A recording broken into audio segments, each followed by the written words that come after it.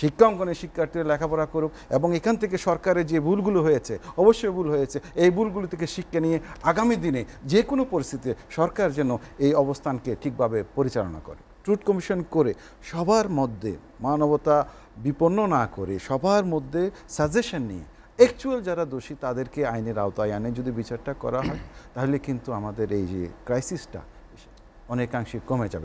জীবনকে সহজ এবং স্মার্ট করতে আপনিও নিয়ে আসেন ভিশন রাইস কুকার, রান্নায় আধুনিকতা।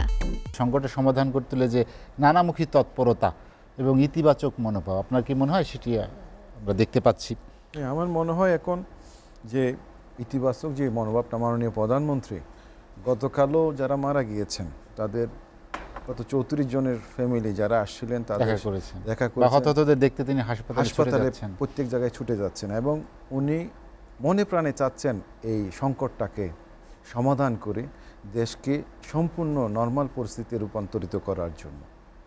এখানে আজিজ ভাই একটা কথা বলেছেন, আওয়ামী লীগ নেতারা পালিয়ে গেছে। আমি ওনার সাথে এটা এগ্রি করি না। আওয়ামী লীগ নেতারা পালায় নাই। আওয়ামী লীগ নেতারা এটা আমার সন্তান, আমার ভাই, আমার বোন, তারাই কিন্তু মাঠে আছে। এই জন্য আওয়ামী লীগ নেতারা সংযম প্রদর্শন করছে, তারা এটার বিরুদ্ধে গিয়ে কোনো অবস্থান নেয় নাই। আপনি বিভিন্ন কথা বলতেছেন যে শব্দচয়ন, একটা শব্দচয়ন ভুল হলেও কিন্তু অনেক এসব মুভমেন্টে ক্ষতি হতে পারে, যার কারণে অনেকে সেটাকে ওভাবে নিয়ে মাঠে নামে নাই। এটা যদি আজকে বিএনপির সাথে বা অন্য দলের সাথে ওইরকম রাজনৈতিক, এটা তো বেসিক্যালি ওই অরাজনৈতিক একটা ইস্যু। ছাত্রদের কোটা সংস্কার আন্দোলনটা অরাজনৈতিক ইস্যু। এটা ঘটনাচক্রে ওরা ওইখান থেকে বাতাস দিতে সুযোগ পাইছে, আপনার বিএনপি জামাত এটাকে রাজনৈতিক ইস্যুতে পরিণত করে দিয়েছে। আজকে যত দ্রুত চেষ্টা করে মনে করেন সুপ্রিম কোর্টের আপিল বিভাগে সে রায়টা নিয়ে আসে, মৌলিক যে দাবি, প্রধান যে দাবি, সেই দাবিটা পূরণ হয়ে গেছে। আরেকটা কথা বলতে চাই আমি, স্বজন হারানোর ব্যথা প্রধানমন্ত্রী শেখ হাসিনার চেয়ে বেশি কেউ জানে না। ওনাকে 15 আগস্টে উনি যদি দেশে থাকতেন, ওনার বোন শেখ রেহানা যদি দেশে থাকতেন, তাহলে ওনারা দুইজনও হয়তো এই পৃথিবীতে থাকতেন না। ওনার সম্পূর্ণ ফ্যামিলি 15 আগস্ট বঙ্গবন্ধু সহ 18 জনকে নির্মমভাবে নৃশংসভাবে হত্যা করা হয়েছে। এই জন্য উনি যেখানে যাচ্ছেন, উনি ওনার কান্না, ওনার ভিতরের অবস্থানটুকু ধরে রাখতে, ইমোশনকে ধরে রাখতে পারছেন না। উনি সর্বশক্তি দিয়ে চেষ্টা করছেন।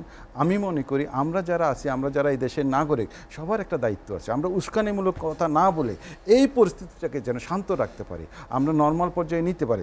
ছাত্রদের আরও যদি 2-4টা ডিমান্ড থাকে, সেটা আমরা আলাপ আলোচনার মাধ্যমে এই তাদের দাবিগুলো যেন সঠিকভাবে আমরা শেষ করতে পারি। দেশটা আবার নর্মাল পর্যায়ে চলে যাক, যার ব্যবসা বাণিজ্য সে করুক, যার চাকরি সে করুক, শিক্ষা অঙ্গনে শিক্ষার্থীরা লেখাপড়া করুক এবং এখান থেকে সরকারের যে ভুলগুলো হয়েছে, অবশ্যই ভুল হয়েছে, এই ভুলগুলো থেকে শিক্ষা নিয়ে আগামী দিনে যে কোনো পরিস্থিতিতে সরকার যেন এই অবস্থানকে ঠিকভাবে পরিচালনা করে। আজিজ ভাই, আরও বিষয় কিছু উল্লেখ করলেন যে বিরোধী রাজনৈতিক দলের নেতাকর্মীদের যাদের গ্রেফতার করা হচ্ছে বা রাতের বেলায় অভিযান চালানো হচ্ছে, সেখানটি আসলে ইতিবাচক মনোভাবের বহিঃপ্রকাশ কিনা? এটা না, ওইখানে আমি আমার একটা অবজারভেশন দিতে চাই। প্রতিটা মামলায় দেখা যায় আপনার কয়েকজনের নাম থাকে, পরে অজ্ঞাতনামা বিশাল একটা অ্যামাউন্ট দেওয়া হয়, ওই দিয়ে কিন্তু একটা বাণিজ্য হয়। এটা বন্ধ করতে হবে।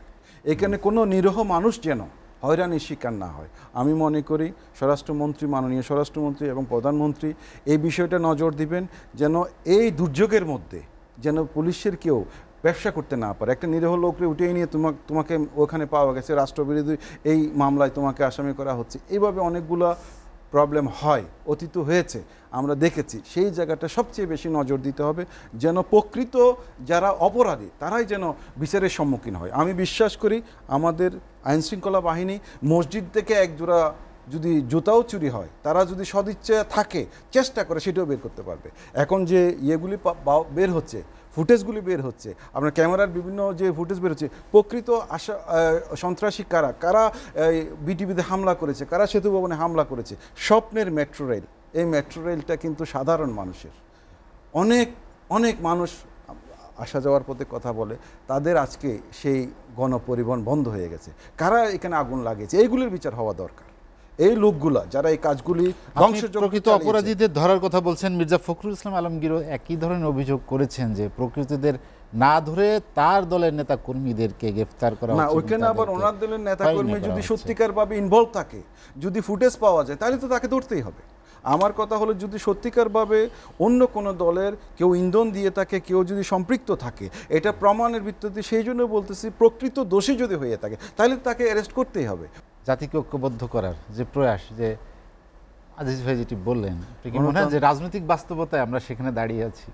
গণতান্ত্রিক ব্যবস্থায় ভিন্নমত থাকবে, তীব্র বিরোধিতাও থাকবে, তারপরও জাতির সংকট মোহাম্মদ নাসির কিছু কিছু ক্ষত যেটি ক্ষত, হ্যাঁ কিছু কিছু ক্ষত হয়ে যায়, যেই ক্ষতটা আমি যেটা উল্লেখ করলাম 15 আগস্টের ক্ষতটা তো সারা জীবন আমরা যাবে না। আজকে যারা তাদের স্বজন হারিয়েছে, তাদের ছেলে হারিয়েছে, স্বামী হারিয়েছে, তাদের ক্ষত যাবে না, কিন্তু কিছুটা হলো তাদের পাশে যদি দাঁড়ানো যায়, তাদের যাদের উপার্জনক্ষম ব্যক্তি নেই তাদেরকে যদি পাশে দাঁড়িয়ে কাজ করা যায়, তাদের সহযোগিতা করা যায়, এই কাজগুলো যেটা শুরু করেছেন মাননীয় প্রধানমন্ত্রী। এবং আজিজ ভাই যে কথাটা বলেছেন আমার খুব ভালো লেগেছে, সেটা হলো ট্রুথ কমিশন।